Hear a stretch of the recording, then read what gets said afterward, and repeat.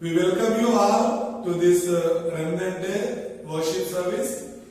And last two videos we watched about Moses, his birth, and then how he received the calling in the Midian. And then today we are going to watch how God used Moses and Aaron to send to Egypt to bring the people of Israel out of the bondages of the sin and Satan. Let us watch this video. ಎಲ್ಲರಿಗೂ ವಂದನೆಗಳು. ನಿಮ್ಮೆಲ್ಲರಿಗೂ ಕೂಡ ಉಳಿದವರ ಆರಾಧನೆಗೆ ಸ್ವಾಗತಿಸುತ್ತೇವೆ. ಈ ದಿನ ನಾವೆಲ್ಲರೂ ಕೂಡ ಕೂಡಿ ಬಂದಿದ್ದೇವೆ. ಮತ್ತೆ ಕಳೆದ ಎರಡು ವಿಡಿಯೋಗಳಲ್ಲಿ ಮೋಶೆ ಆತನ ಜನನ ಮತ್ತೆ ಮಿದ್ಯಾನ್ ದೇಶದಲ್ಲಿ ದೇವರ ಒಂದು ಕರೆಯುವಿಕೆಯನ್ನು ಹೊಂದಿಕೊಂಡು ಅವನ ಐಗುಪ್ತ ದೇಶಕ್ಕೆ ಹೋಗೋದನ್ನ ನಾವು ನೋಡಿದ್ವಿ. ಅಂದ್ರೆ ಈ ವಿಡಿಯೋದಲ್ಲಿ, ಕೊನೆಯ ವಿಡಿಯೋದಲ್ಲಿ ಹೇಗೆ ಮೋಶೆ ಆರೋನರನ್ನ ದೇವರು ಐಗುಪ್ತ ದೇಶಕ್ಕೆ ಕಳಿಸಿ ಇಸ್ರಾಯೇಲರನ್ನ ಅಲ್ಲಿಂದ ಬಿಡಿಸಿಕೊಂಡು ಬರ್ತಾನೆ ಎಂಬುದನ್ನ ನೋಡೋಣ ಬನ್ನಿ. ಹಾಗಾದರೆ ನಡಿ ಹೋಗೋಣ. ಸರಿ ನಡಿ. ದೇವರು ಮೋಶೆ ಮತ್ತು ಆರೋನನನ್ನ ಐಗುಪ್ತ ದೇಶಕ್ಕೆ ಕಳಿಸಿದ ಮೇಲೆ ಅವರು ಹೋಗಿ ಇಸ್ರಾಯೇಲರ ಹಿರಿಯರನ್ನ ಸಂಧಿಸಿ ದೇವರು ಅವರಿಗೆ ಹೇಳಿದಂತಹ ಮಾತುಗಳನ್ನ ಹೇಳಿ ಅದರ ಕುರಿತು ಚರ್ಚಿಸುತ್ತಿರುವುದು.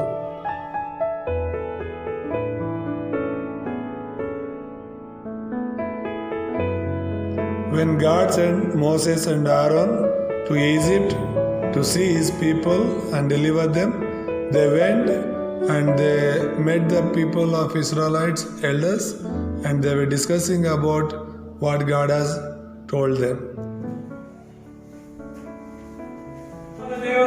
ಯೆಹೋವನು ನಮಗೆ ಕಾಣಿಸಿಕೊಂಡು ಅರಣ್ಯದಲ್ಲಿ ಜಾತ್ರೆ ಮಾಡುವಂತೆ ನಮಗೆ ಅಪ್ಪಣೆ ಕೊಟ್ಟಿದ್ದಾನೆ. ಯೆಹೋವನು ಯಾರು? ಅವನ ಮಾತನ್ನು ಕೇಳಿ ನಾನು ಇಸ್ರಾಯೇಲ್ಯರನ್ನು ಹೊರಡಿಸುವುದೇಕೆ? ನಾನು ಯೆಹೋವನನ್ನು ಅರಿಯೆನು. ನಾನು ಇಸ್ರಾಯೇಲ್ಯರನ್ನು ಹೊರಡಿಸುವುದಕ್ಕೆ ಒಪ್ಪುವುದಿಲ್ಲ. ಯೆಹೋವನು ನಮಗೆ ಅರಣ್ಯದಲ್ಲಿ ಕಾಣಿಸಿಕೊಂಡು 3 ದಿನಗಳ ಕಾಲ ಪ್ರಯಾಣ ಮಾಡಿ ಯಜ್ಞವನ್ನು ಸಮರ್ಪಿಸಬೇಕೆಂದು ಆಜ್ಞಾಪಿಸಿದ್ದಾನೆ. ನೀವು ಜನರನ್ನು ಬಿಟ್ಟಿ ಕೆಲಸದಿಂದ ಬಿಡಿಸುವುದೇಕೆ? ನೀವು ನಿಮ್ಮ ಬಿಟ್ಟಿ ಕೆಲಸಕ್ಕೆ ಹೊರಡಿ. ಸ್ವಾಮಿ, ನನ್ನನ್ನು ಇವರ ಬಳಿಗೆ ಕಳಿಸಿದ್ದು ಏಕೆ? ನಾನು ಫರೋಹನ ಬಳಿ ಮಾತನಾಡದಿನಿಂದ ಅವನು ಇವರಿಗೆ ಕೇಡೇ ಮಾಡುತ್ತಿದ್ದಾನೆ. ನೀನು ಇವರನ್ನು ತಪ್ಪಿಸಲೇ ಇಲ್ಲ. ಮೋಶೆ, ಫಾರೋನಿಗೂ ನಾನು ಮಾಡುವುದನ್ನು ನೀನು ನೋಡುವಿ.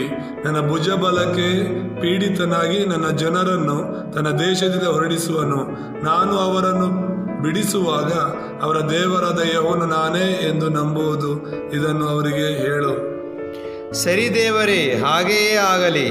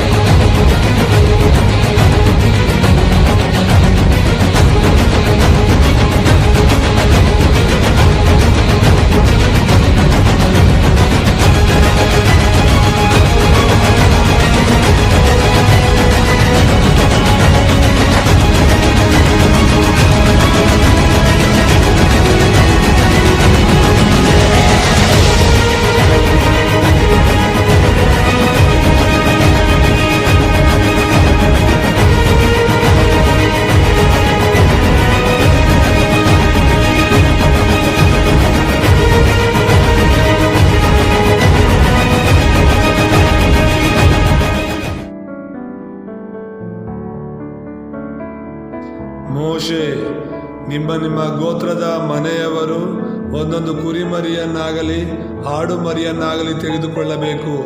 ಆ ಮರಿಯು ಪೂರ್ಣಾಂಗವಾದ 1 ವರ್ಷದ ಗಂಡಾಗಿರಬೇಕು.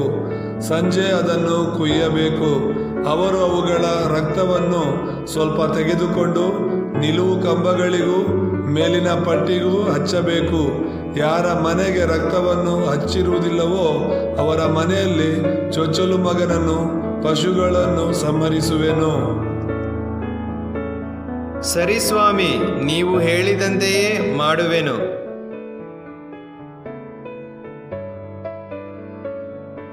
ಇಸ್ರಾಯೇಲ್ಯರೇ, ನೀವು ನಿಮ್ಮ ನಿಮ್ಮ ಕುಟುಂಬಗಳಿಗೋಸ್ಕರ ಹಿಂಡಿನಿಂದ ಮರಿಗಳನ್ನು ತೆಗೆದುಕೊಂಡು ಪಸ್ಕ ಹಬ್ಬಕ್ಕೆ ಕೊಯ್ಯಿರಿ ಮತ್ತು ಅವುಗಳ ರಕ್ತವನ್ನು ನಿಮ್ಮ ಮನೆಯ ನಿಲುವುಗಳಿಗೂ ಅಡ್ಡ ಪಟ್ಟಿಗಳಿಗೂ ಹಚ್ಚಿರಿ.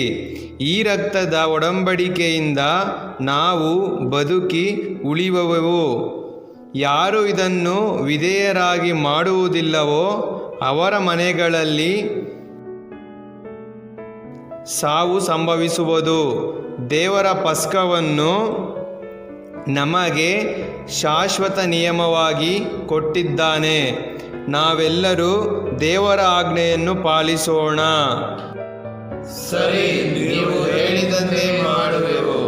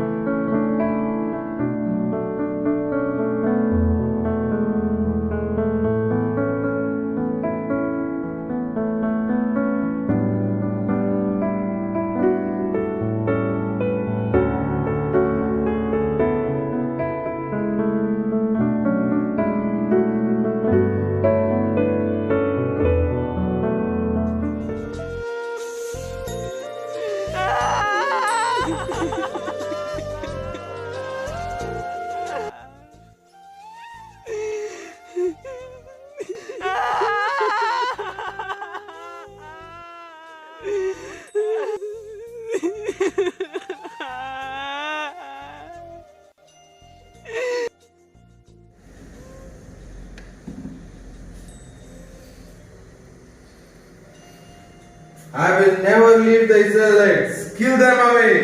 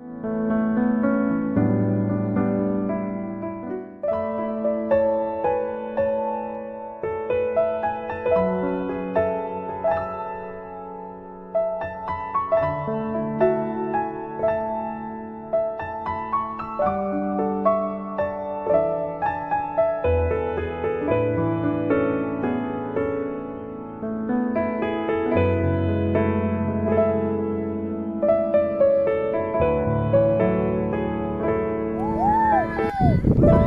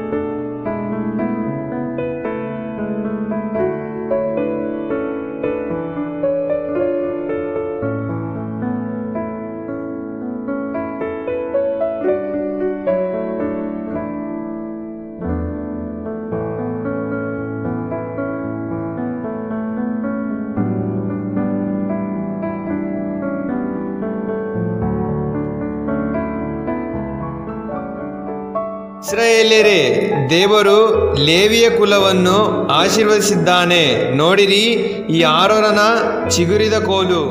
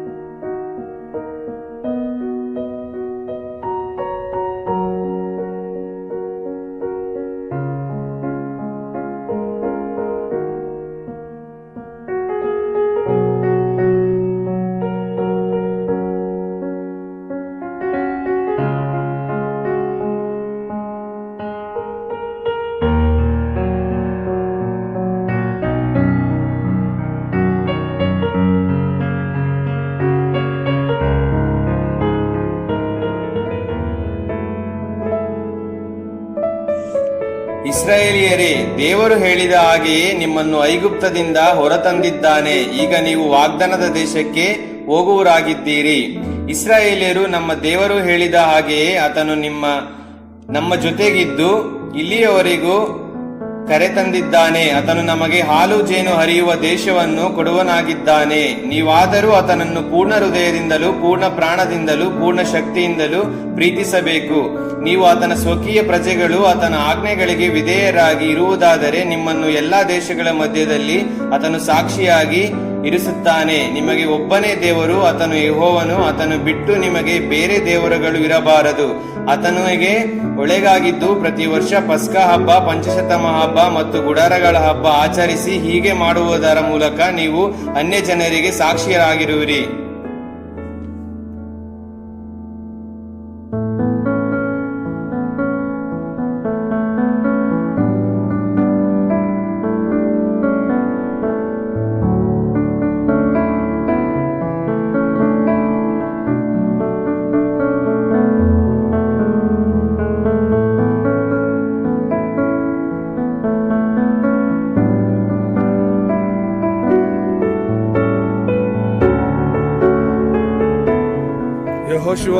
ಯೆಹೋಶುವ,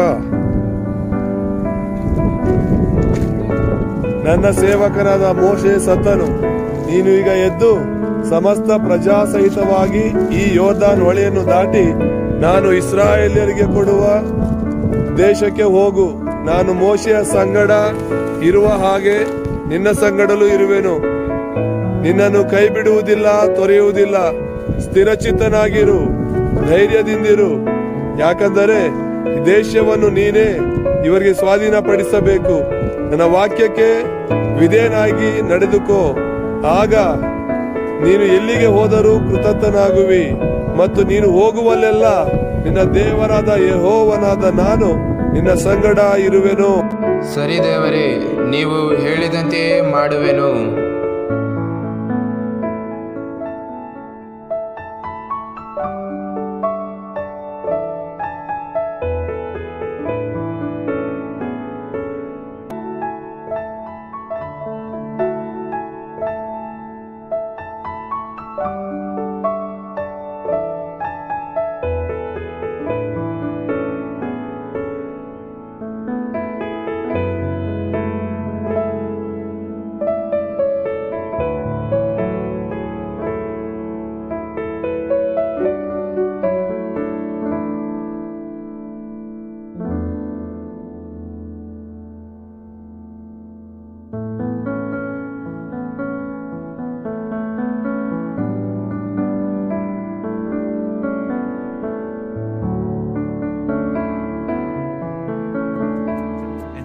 Around the city for 6 days.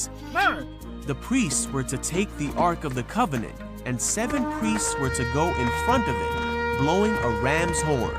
On the 7th day, they were to march around the city 7 times and blow the horn.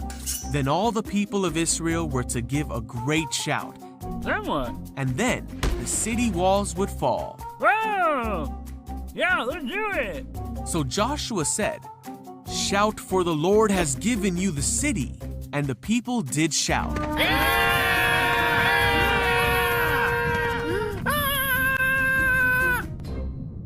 And the walls did fall.